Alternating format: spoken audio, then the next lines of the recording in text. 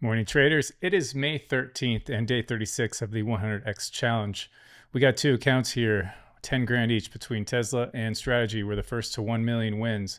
I film twice a week to document every trade. No advice, just a journey. So follow along, tap subscribe, and let's get going.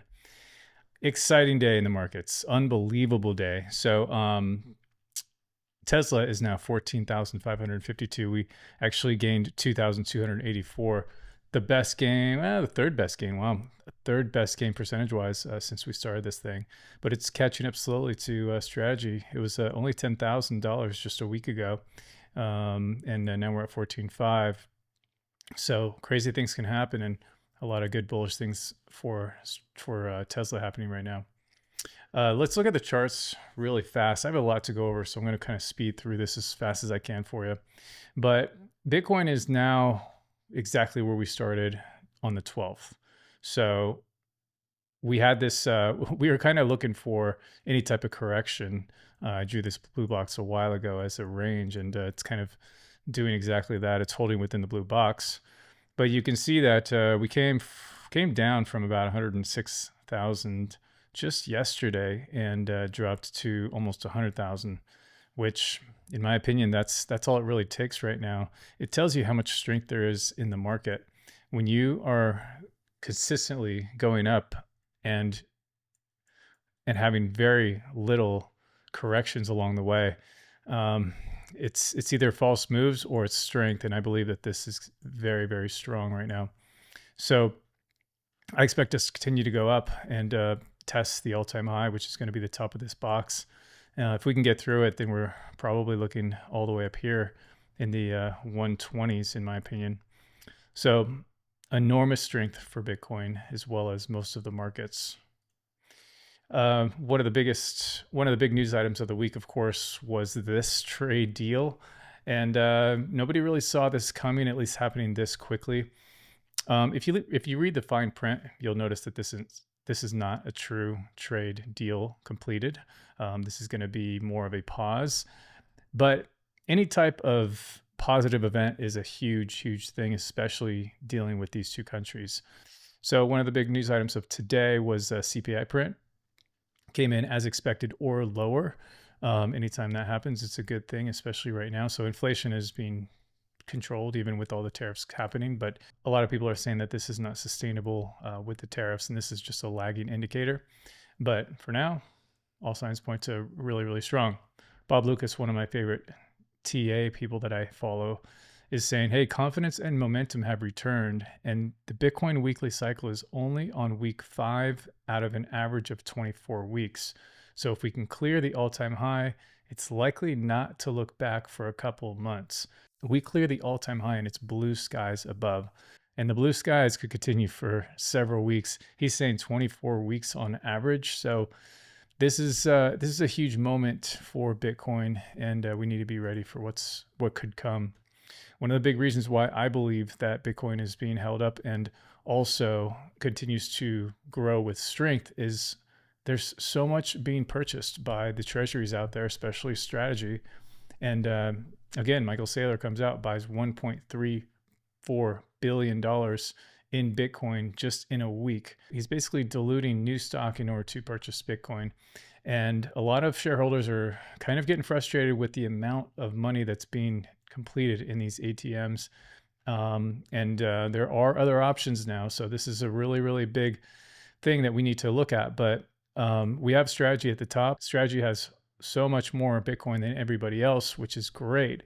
However, there are smaller avenues like Metaplanet that are buying as well, and they're able to actually purchase larger amounts by percentage to increase the amount of Bitcoin per share being added on a weekly, daily basis. So this is really, really big for things like Metaplanet, but it's also huge for Bitcoin because of how much buying pressure there are, not only from Strategy, not only from Metaplanet, but many others that are starting to be introduced into the market. So as this tweet says, this train stops for nothing. And I'm tending to believe that this is a true rally that will not stop, at least in the near future. Short corrections might be just for buying. Simon, I wanted to show you this tweet because Simon is actually the CEO of MetaPlanet. So they are adding Bitcoin, as you can see from this chart, at a monumental level. They are going parabolic in the amount of Bitcoin that they're adding. So very exciting to see this, but also maybe concerning if you're a strategy investor, because I'm noticing a lot of people switching over and pivoting over to MetaPlanet. MetaPlanet is a Tokyo-based stock, so it's not easily accessible by investors on, say, Robinhood or other brokerages where this is not available yet. But I have my eye on MetaPlanet, and even though I will be sticking to strategy and Tesla for the two accounts under this channel, my other accounts, I do have a little bit of MetaPlanet, just for full disclosure there. Other things to look at, we talked about all the bullish sentiment and all the bullish narratives, but we also have to look at these indexes. So there's two real strong indexes that to pay attention to here. We have the fear and greed index, which is all the way back up to 70. A month ago, it was labeled as fear at a 45, and we're already back to 70. So we do have to be very cautious about how bullish people are getting. And you can see on the stock market side, it's about the same at a 69. So let's look at the accounts, because obviously things are going very well. But being that things are in the greed territory, we have to be very understanding that this may not sustain for the next week or two. I have the debit spread that I took exactly 10 days ago, and I still think that this is a very, very strong move. It's up $169, but all we need is a strategy to exceed 450 around the May 30th mark, and this turns from 166 to $2,000 in profit. If strategy does decide that it wants to take another chill pill and go down to, let's say, 400 by Friday, I might actually push this back. It would only be 2 weeks away, but we'll worry about that on Friday. These other positions are doing amazing. So you can see that even the great put, right? This is our safe play. It's up $800. And this funded the great spread. So it's pretty great that the position that funds the lottery ticket is in profit itself. And we hope to actually cash all of that $3,200 in addition to this lottery ticket, which is playing out perfectly.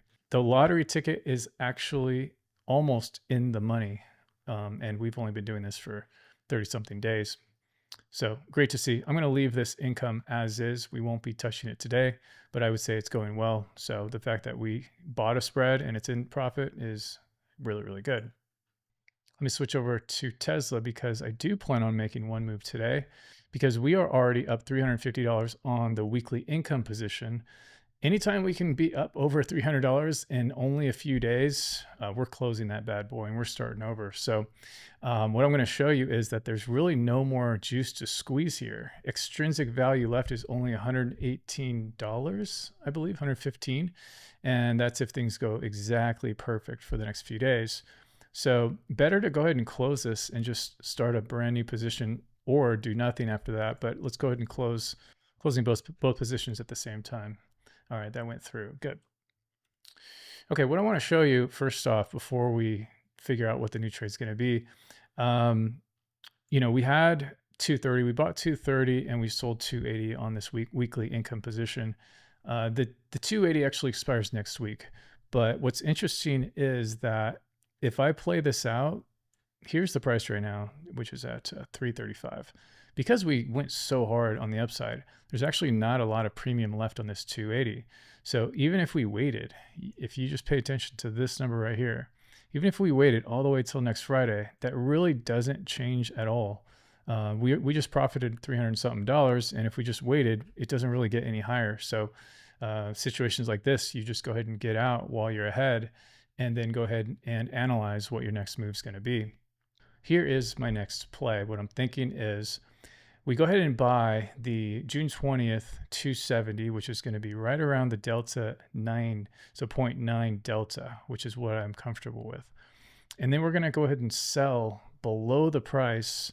This is going to be a delta of 77. Yeah, I think that's pretty good. I'm going to go super conservative here. Usually we'd probably aim for a 70, 76. So we'd probably go something like 325, which is, yeah, DOS 6.9. But Tesla just pumped so hard, so I'm going to keep it conservative. Go with 320. And the goal here is to just go ahead and squeeze a few $100 of profit going into Friday. So this is just a 3-day play. If we can make an extra $200 or $300 in a few days, then that's exactly what this position is designed to do. And then we'll just start over on Friday. So a few $100 a week is really all we're looking to do. So by going lower, by going in the money, so below 335, it gives us so much room on the downside if things go ahead and just kind of neutralize and Tesla price reverts back to the mean, then the mean is probably going to be in between 300 and 320. And I think that this is probably safe enough for me. If it goes up, then we're going to actually not make too much money depending upon how far it goes. But if it comes down into this area, then we're good to go. We could actually make more than $276. But if it does go below 314, we're going to give some money back. And I have to be okay with that, knowing that we could probably get it back the following week. So 270, 320, we're going to start with 270, 620. All right, so we are on 620, which is great. 270 is here, so we're going to buy that. And we're going to sell May 16th, 320 for a total of about $5,200. And that adds up perfectly. So we'll send that through. All right, that is done. $5,200 that cost. So we'll see where this ends up on Friday. Hopefully things stay about the same. 332 is where Tesla's at now, and that's actually better than where we were just a few minutes ago. All right, that is it for today. Very simple, to the point. That's what I'm going to try and do with these videos. Follow me on my socials. Twitter is usually where I'm hanging out. MobiPie.com. You can access all of my links there. But I'll see you on Friday. And gosh, let's hope this week continues. But have a good day, guys. See you then.